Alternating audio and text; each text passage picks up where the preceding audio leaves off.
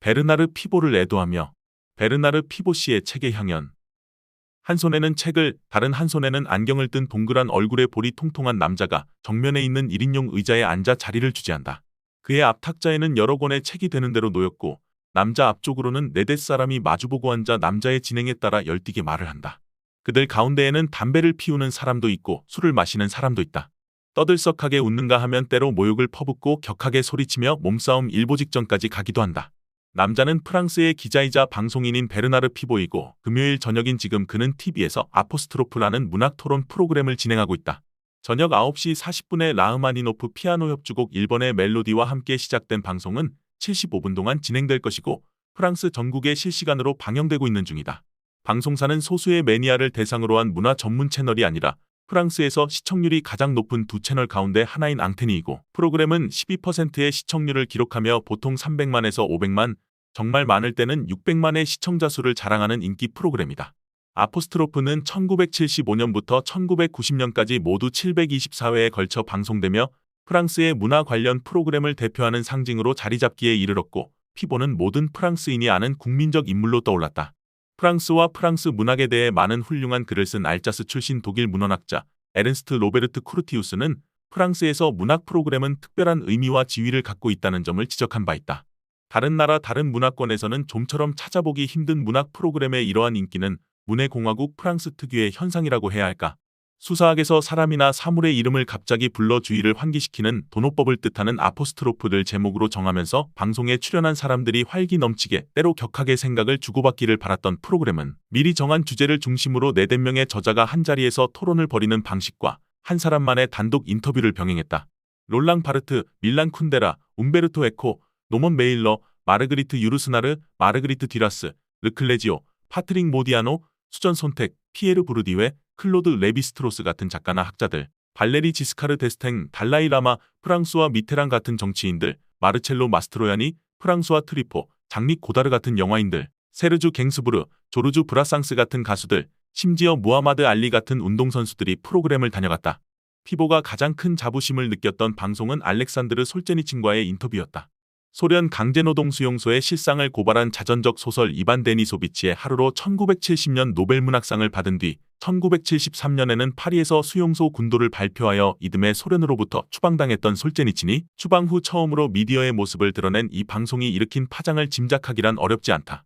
블라디미르 나보코프의 방송 역시 주목을 끌었는데 질문지를 미리 주고 위스키를 홍차로 둔갑시켜 제공한다는 조건으로 롤리타의 작가는 인터뷰에 응했고 그의 앞에 쌓인 책더미 뒤에 감춘 답변 원고를 보면서 피보의 질문에 대답했다. 가장 소란스러웠던 것은 사랑은 지옥에서 온 게 망할 놈의 예술을 한답시고를 쓴 미국 작가 찰스 부코스키가 돌출행동을 서슴지 않았던 방송으로 술에 취한 그는 함께 출연한 여성 소설가의 무릎을 더듬고 치마를 들치려고 하면서 자리를 난장판으로 만든 끝에 결국 술병을 챙겨 자리를 떠났다. 이 밖에도 첨예한 역사적, 정치적 주제를 둘러싸고 출연자들이 서로를 모욕하는 데까지 나아가는 격한 논쟁과 충돌의 경우는 수없이 많았다. 엄청난 대중적 성공을 거두며 무려 15년 동안 계속된 아포스트로프의 영향력은 대단한 것이었다. 높은 시청률은 고스란히 책 시장에 대한 영향력으로 변환되었고 1980년대에는 프랑스 책 판매에 거의 3분의 1의 영향을 준다는 조사 결과가 나오기도 했다. 사정이 이럴진데 방송에 대한 비판의 목소리가 나오는 것은 당연했다. 미테랑 대통령의 문화담당 고문이었던 레지스 드브레는 책 시장에 대한 아포스트로프의 독재를 비판했고 나중에 노벨문학상을 받은 아니 에르노는 작품 대신 경력, 독자 대신 대중을 우선 말하게 된 현실을 개탄했다. 철학자 질 들레즈는 문학 비평의 제로 상태, 문학의 예능쇼란 표현으로 프로그램을 비판했으며 심지어는 아포스트로프가 프랑스에서 문학 창조를 압살하는 시스템을 대변한다는 말까지 나왔다. 이러한 비판은 물론 문학의 본연을 일깨우는 중요한 말로서 새겨들어 마땅한 것이다. 하지만 아포스트로프가 없었더라면 피보는 1991년 이후에는 아포스트로프와 비슷한 형태의 문학 토론 프로그램인 부용 드 퀼티르를 같은 채널에서 진행했고 이는 2001년까지 10년 동안 계속되며 금요일 저녁 10시 40분에 100만 명 이상의 시청자를 TV 앞으로 이끌었다. 그는 또한 1985년 프랑스 철자법 선수권 대회를 창시했고 이후 디코 도르로 이름을 바꾼 이 행사는 2005년까지 계속되었다. 프랑스에서는 고등학교까지 문학교사가 텍스트를 읽고 학생들이 받아쓰는 학습활동을 하는데 이러한 받아쓰기가 디코도르의 핵심적인 부분을 구성했다. 이 행사는 의외로 크고도 지속적인 국민적 성공을 거두었다. 지역예선 이후 열리는 결승에는 세대별, 지역별 대표들이 출전했는데 피보가 직접 텍스트를 쓰고 읽었다.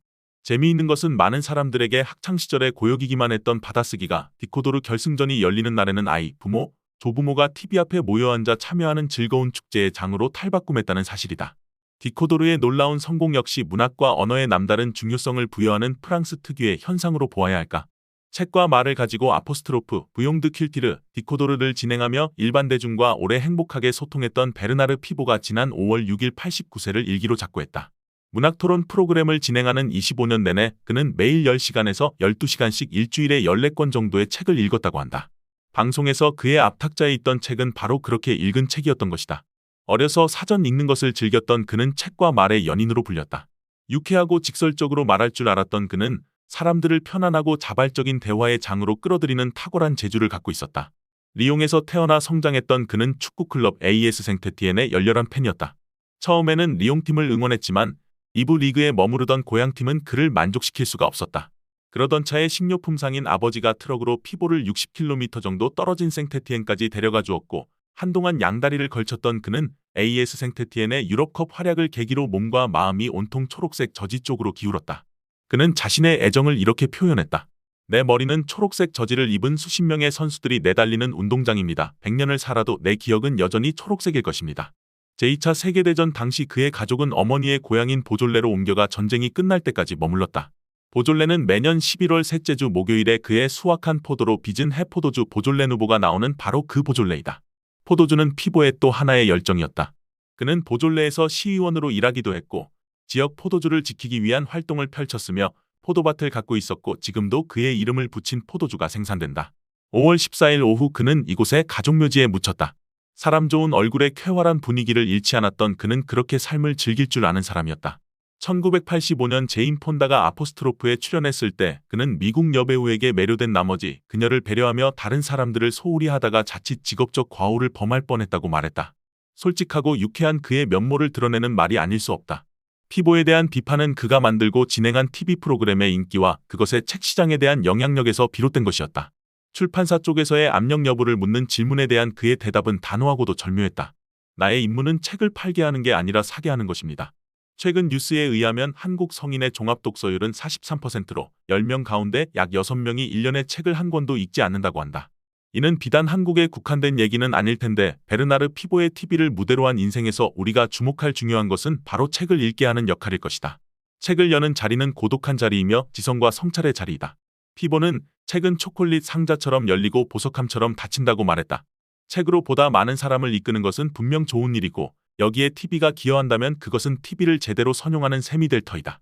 프랑스 대통령 에마뉘엘 마크롱은 피보를 추도하며 그를 월경 안내인에 비유했다. 피보는 일반 대중을 덧없는 일상에서 지성과 성찰의 진지한 자리로 초콜릿 상자의 뚜껑을 들어 올리면서 정신의 보석함을 여는 풍요로운 순간으로 이끌 줄 아는 사람이었다는 말일 것이다.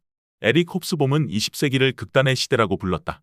하지만 세기 전반에 있었던 극단의 대립과 충돌 이후 긴장된 의식을 잃지 않은 인간은 그 어느 때보다 열정적으로 정신적 탐색에 뛰어들었고 이러한 분위기에서는 한편의 진지함과 다른 한편의 활달자재한 생각이 대담하고 열띠게 부딪혔다. 그리고 그것은 다시 새로운 담론과 사유의 창출로 이어졌다. 20세기는 그런 시대였고 특히 1980년대와 1990년대는 앞선 시기에 성과가 폭넓게 확산되던 때였다.